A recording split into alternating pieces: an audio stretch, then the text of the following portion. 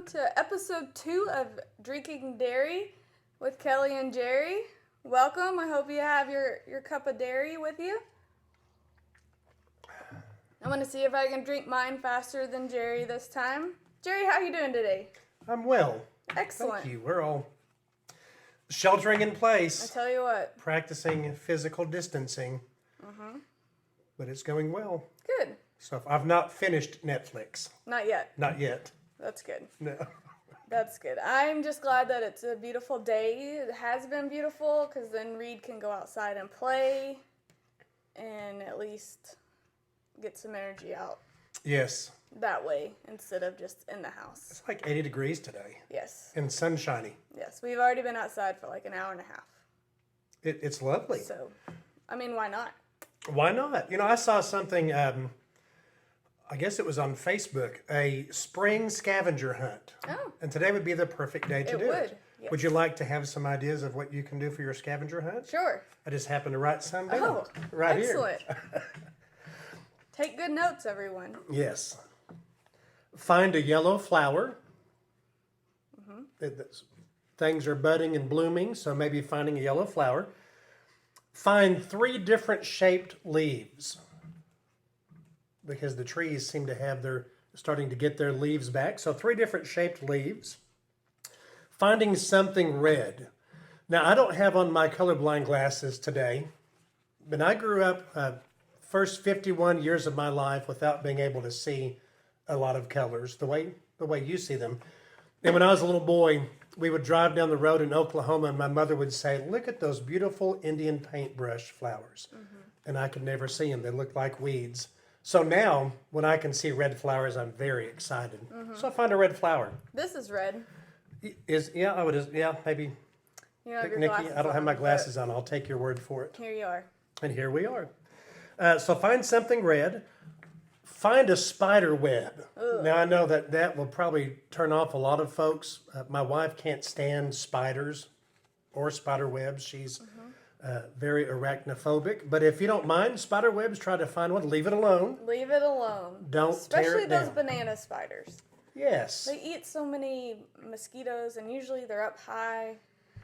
Yes. And the spider webs are really pretty if you take Yeah. time to look at it. As long as you don't look at the spider, you should be able to enjoy that. Find something that flies, like a butterfly. Butterfly or a butterfly. A fly. A fly. Maybe there's wasps out There are now. wasps out. And so I Maybe- said wasps. You said wasp. What if they found a poster of Muhammad Ali? That would work too. Thanks. That was a good one. Thank you. And then 2 birds. You can find 2 birds, maybe different birds if you can find different birds. Find something purple and find something that crawls. Okay. As your Did spring you make that scavenger up hunt. all by yourself? No, Oh, no, I had to help. I thought you threw in the purple thing because That is my favorite color. Like purple. That's why our font here is in purple. Did you know that? I did not know that, and I still Probably don't still know can't it. So, see. but I like the whole way it screen looks. is purple, Jerry. Isn't that great? It's lovely. It is. All right. Well, that's So fun. I've got a question for you, Kelly. Alrighty. It's getting close to Easter. This Sunday is Easter Sunday, and anytime we get close to Easter, the kids start thinking about the Easter bunny and, of course, eggs. Eggs. Do you all color eggs or dye eggs? We do not. Only because Reed is still 2 and doesn't know any better yet. We're saving that for when he actually knows It's that's a little thing. older. Yeah. But he does know that usually candy comes in the Easter egg, like a Oh. plastic one. Uh-huh. So when he sees an egg, he's like, even a real egg in our refrigerator, he's like, egg, egg. And then he's like, open it. And then He's we open disappointed. it, he's pretty disappointed to find some yellow yolk. So Yes. yeah, yolk's on him. Reed, I'm so sorry. And Steve, I'm so sorry. Well, talking of eggs, let me ask you this real quick. All right. I don't really like eggs unless they're Okay. unless they're scrambled, and then I need to have ketchup poured on top of it, and then I prefer to have 2 pieces of toast to scoop it up and eat Mm-hmm. as well. Do you do anything weird with your eggs? How do you eat your eggs? When I make them, they're just scrambled. Hmm. But I put a little milk in them. Do you pour a little milk in them? Yeah, Yeah. yep. And I'd love to put salt, pepper, and cheese. Done and done. Cheese. Cheese. Why do people put cheese on everything? Why would you not put cheese on everything? I do. It's a real question. I don't care for it. Cheese but when I go out to have eggs prepared for me, I like them over medium. Well, for me, Just a little runny, not too runny. Just something different than scrambled. yeah, Yeah. you gotta change things up from Yeah. time to time. And if somebody else is making it, then why not? You know, my favorite thing to do with, well, it's dessert actually. It's peaches and cream ice cream. Have you ever had that? No. Peaches and homemade vanilla. And they have the chunks of peaches in there. To get a big bowl and pour chocolate syrup all over the top of that. And then, as you're eating the ice cream, let the ice cream melt. And so then all you have are peaches left. And you can use that you'll have chocolate syrup on it. So then you have chocolate peaches. Chocolate peaches. I like it. It is good. Maybe one day we'll have that as our dairy. That would be wonderful. If we would can be find great. it in the stores. It's Wow. not season. It's quite seasonal. It's not in season yet. Yeah, also it's hard to go shopping at the moment. Yes. One quick little anecdote about shopping. A little quick story. My lovely bride, Jerry Beth, went shopping the other day with my daughter-in-law, Leslie, and they went to Sam's, and they found toilet paper. But it wasn't the toilet paper like we normally buy in the small rolls. It was like the industrial big rolls. So we have 6,000 feet of toilet paper. We can do some real damage to a house with that much toilet paper. 6 rolls of toilet paper, 1,000 feet each. I like it. My mom has sent Steve and I on a quest to find toilet paper for her. Not that she's running out, but she's afraid that she will and Sure. won't have any. So we've been looking and looking, and she just said, "My, how the times have changed when you're the one buying me toilet paper instead of me buying you toilet paper." And we learned last week that Charmin.com does not deliver That's right. toilet paper. That's right. It's disappointing. So, all right. Let's move on to announcements, shall we? Yes, ma'am. All right. It is time for announcements. I'm going to go first today. Wait, I went first last time. Please go first again. Okay, thank you. All right, so youth, here we go. We are going to have a combined Zoom meeting on Wednesday at 7. Same code, same password. Combined Zoom on Wednesday at 7 p.m. And then on Easter Sunday, we will still have Sunday school on Instagram. Remember, it's at chosen_UMYFVA. Okay, so I'll see you there at 11 or whenever the service is over. And then at 3 o'clock, I know Easter is usually a time where we take youth off and we spend with a lot of family. But I think I've already been doing that. So for Easter this year, if you'd like to join us, we are going to play car sardines. Sardines is the opposite of hide and go seek. So one car is going to go hide, and then the rest of the cars will fan out to go find them. If you'd like to join us, we'll be up at the church at 3 o'clock on Easter Sunday.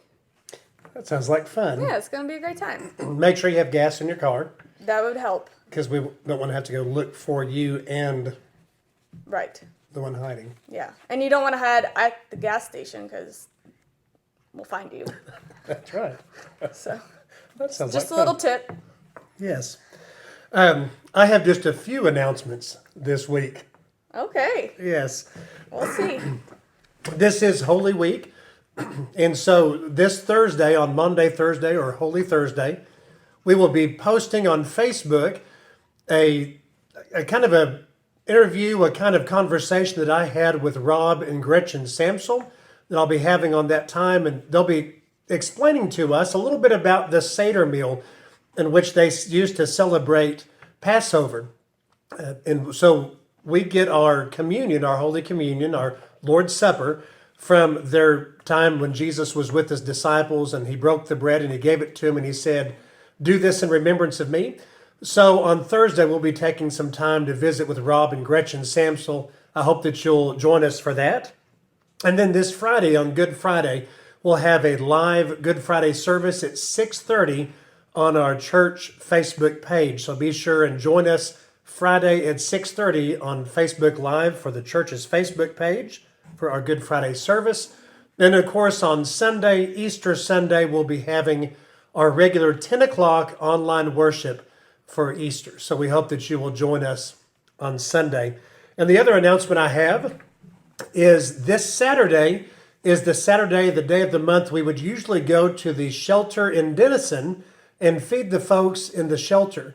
We do it the second Saturday of every month. We meet at Bucksnort Barbecue at 4:30 and then go deliver and serve. But this month we're just delivering. We're not serving. We're going to try to be mindful. So if you are planning on joining us this month and serving, please wait until next month. Excellent. And one last announcement. I have finished my dairy. You did it while I wasn't looking. I sure did, and while you're talking. All right, we'll be right back with some Q's and A's. All right, everyone, welcome back for our Q's and A's. We actually have a couple of serious questions this time, but before we get to the serious question, I have one serious question for you, Jerry, or anyone else out there, really. Did Carol Baskins kill her husband? That is a good question. Thank you. Jerry, now for the serious questions. Well, I have a couple of questions that people have asked me. One is, during our time of social distancing, our time of being in our homes, unfortunately that has meant that many folks in our community and in our country are not able to go to work. They have either temporarily lost their jobs or have been asked to wait before they come back, or they've lost their job altogether, which means their main source of income is not there like they are used to having. And so I've been asked, what can we do to help? If we know of somebody in our community or in the church or around town that is needing some help. I had someone ask me yesterday if they receive their relief check from the government in the next few weeks, whenever that's going to come in, if they don't need that necessarily for themselves, are they able to give that to the church and let us use that to go help some folks that maybe that we're aware of, maybe in need. If that's something that you would like to do, please know that we would be glad to help share that with others, first in our church and then in our community. So if that's something you would like to look into, please just let me know. We'll be glad to help you share that financial gift through different avenues. Also, if you could just help us out by spreading the word, Kids Eat Free is happening right now because school's not meeting, and we have a number of kids in our community that may not have a regular source of food throughout the week. And so every Sunday from 2:30 to 3, we have some wonderful servants up here who are helping share the food for Kids Eat Free. So if you know of someone with young children who might benefit from that, please have them come by the Sanford Activity Center between 2:30 and 3 on Sunday afternoons. And just a reminder also, Gail's Pantry is the third Wednesday of every month. That will be this a week from this Wednesday. So I guess next Wednesday, April the 15th at 5:30, you can come by and have folks come by the church, and we'll be glad to give them some groceries. They don't need to have any kind of proof of residency or anything. We just trust that if they're here, there is a need. So if you'd like to help out, maybe those are some three of the ways you would like to look into. If you need some other thoughts, please call the church office. We'll be glad to point you in the right direction. Just a side note on that too. It for $15, Kids Eat Free can feed a whole kid for a week. So if you'd like to donate to Kids Eat Free, I know the funds got shifted since summer started seemingly earlier this year. So if you'd like to donate some money to them, that they would, I'm sure, welcome it as well. Yes, and what a wonderful cause that is. So that feeds a whole kid for a week, or it feeds a kid for the whole week? A whole kid for a whole week. Okay. Not Just half the kid. Not just half the kid, No. but The it whole will kid for the feed the whole entire week. kid. Yes. Speaking of kids, one other question that some of you may be dealing with as parents or grandparents, if you have young children in your family, some folks are wondering, some parents are wondering, what do I tell my children if and when they ask, why God would allow us to have the virus, why the coronavirus is here, and why it's doing such devastation with our folks in our country and throughout the world. I think it's very important to remember and to share with our children that God loves us, that God does not cause infections to happen. That's just a thing in life. Our bodies are amazing, but they're not perfect. We get sick, and especially when something like this happens through the world, it often causes great devastation. But we have to remember that that's not God's desire for us. In Matthew, Jesus does say that it's not his Father's will that anybody should perish, that any of the children should perish or have harm come to them. So we get a glimpse inside of God's heart that God has a desire for us to be healthy and well and for good to happen in our lives. It's just, unfortunately, sometimes in life this happens. But one of the things we want to remind you and the kids is that you are not alone. We are not alone, that God is with us, that God loves us, and because of that love for us, that God helps us through these difficult times. So I hope that maybe that will be a good discussion starter for you if this topic ever comes up with any of your kids or grandkids that you're discussing. Excuse me. I recently was watching a Facebook post from the pastor of the church when I was attending down in Austin. And he brought up Esther, which was interesting because that's what we're learning about in Sunday school right now, is we're going through the book of Esther. And, you know, the famous verse from Esther is, "For such a time as this." And if you look back over at least recorded history, this is like maybe the 8th time something like this has happened. And for whatever reason, God has put you in this spot in time to experience this season. So I think it's just an opportunity to look and say, God, why? Why am I here? What is my reason for this story? Is it to help out Kids Eat Free? Is it to find compassion for my neighbors? Is it to spend more time with my family? But I think it's just a unique opportunity that has only ever happened 8 other times in the whole history of the world. So I think it's, you know, it's a time for us to look to God and say, how can you use me? What is my purpose in this? And to be used how he calls us to be used. I think that's incredibly important. Thank you. Because especially now that we're doing physical distancing, there is a very large need for keeping connected. And I think when something like this happens, it even puts more of an emphasis on connection and visiting with those that we love and being in contact with many of our friends and our family and our church family. And maybe that's one of the things that will come out of this, is us finding new ways to reconnect, maybe, or to stay even in deeper connection. Yep. And learn new ways that we can help meet the needs of people. Yeah. Excellent. Okay, up next, sports. Yes. We haven't given up completely yet. Here's our next segment, sports. Yes.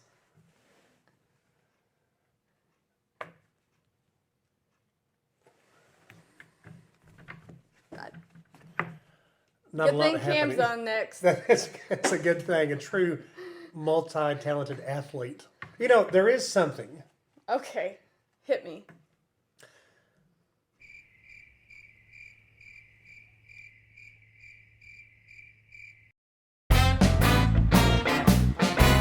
For our next guest on our show, episode 2, guest number 2, we have Cam Montgomery. Yay! Welcome, Cam. Cam, can you tell us a little bit about yourself, please? I'm a senior at Van Alstyne High School. I've lived in Van Alstyne my entire life. Next year, I plan on attending Texas Tech University, and I've been going to First United Methodist Church all my life. I think I started in kindergarten. So. Excellent. Well, it's a pleasure to have you here with us. So, Cam, you're getting ready to go to college. Does this quarantine make you want to take more or less classes online? I think it definitely makes me want to take less classes online. I definitely like going to class and seeing my teacher and seeing all my friends and interacting with them. Yeah, I didn't realize how much I was going to miss people until I was not allowed to see them. Okay, my last question for you, Cam, before I turn it over to Jerry is, how was your meeting with Joe Exotic back in the day? My mom showed me the picture the other day, and it was just a picture with me and a tiger. I don't even remember it. But my mom said, I'm pretty sure Joe Exotic came to your school and let you all take pictures with tigers. So, I mean, looking back, I guess it was kind of cool now. Right? And you didn't get hurt, so win-win. All right. Jerry? Well, thank you. Oh, I also want to say thank you for being with us as our guest today on Zoom. I think it's wonderful that you're able to be with us and still stay physically distant. That's great. Now, I've got a couple of questions, but I couldn't help notice with you on the big screen here that you've got a scar above your right eye. Is there a fun story? Is there a fun story kind of right there on your nose? Or you don't have to tell it. I just didn't know. I'll tell it. Okay. So when I was in first grade, me and my dad, we were working outside, and we had a big glass table, and the glass table, it was a storm the night before, and all the glass broke on it, so we were putting it in the trash can, and then I forgot we put it all in the trash can, and I was running, and I ran around the corner and ran right into one of the big glass pieces that was sticking out of the trash can. Oh, my. And I had to go to the ER right after and get my head back together. Oh, my goodness. Well, I must say I was very excited when I saw the article recently that I guess the paper or somebody had done on you. You're a very talented athlete, and for years through, I assume, middle school and high school had played many sports, football, basketball, baseball, and track, I believe, are some of the big sports that you participate in and have been very successful in all of them. In the article, though, it referred to you as the modern-day Jesse Owens, the big track star, the very gifted athlete. Do you consider yourself to be a very gifted athlete? I definitely think I was blessed by God in sports, and I definitely thank my parents a lot too, because they definitely encourage me and give me a lot of opportunities to succeed and all that. And I think just also going to a small school gives me the opportunity to play a lot of different sports, stuff like that. That a big school wouldn't really have those opportunities. Yeah, well, you have had much success, and we're very proud of that success you've had, and I know your family is as well. Out of the 4 big sports that you play, is there any of those that are your favorite? I think football is definitely my favorite sport by far. Just hanging out with my friends, going to see them every day, spending so much time with them, just the bond we all create together. It's something special. Yeah. Yes, a bond that will last, I'm sure, for a lifetime. That's awesome. Mm-hmm. Besides sports, is there anything else that you really enjoy doing, some other hobbies that you like? I love hanging out with my family. We go out to eat, we play board games, and then I love hanging out with my friends. We go to the lake, we go out to eat, and then, those are the main, just stuff with my family and friends. Yeah. Well, one last question kind of tied into that. I know that some of the games I went to, I noticed at football and even basketball at times, you had the opportunity to be teammates with your younger brother, Gavin. What was that like? It was really cool. It's something I definitely won't forget because growing up, we've always played against each other, competed against each other, wrestled out in the front yard, thrown the football.